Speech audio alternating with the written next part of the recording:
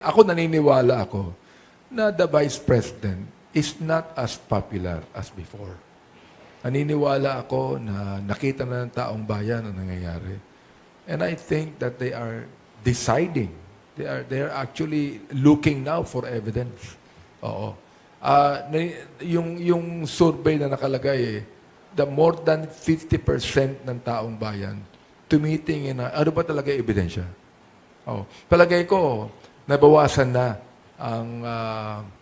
ang rating ng ating Vice President dito. Dapat tinan niya na maigi na pag tinuloy pa natin ito at makita ng taong bayan ang mga nangyayari, palagay ko, I think the people of this country will decide on what is proper and what is right. Oh. Tama ba yung 85% of Filipinos want the trial to proceed? Oo. Parang ganun eh. Oo. They want the trial to proceed. And 57% of them would like to see the evidence.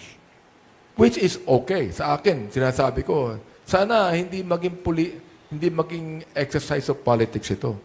Dapat ito, makita na ng taong bayan, makita na impeachment court mismo. Itong ebidensya, oh.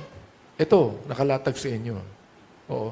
Na huwag sanang magkaroon ng blinders o na tinatawag nating political cataract ang mga senator judges tungkol diyan na hindi nila makita ang pieces of evidence na ipinesent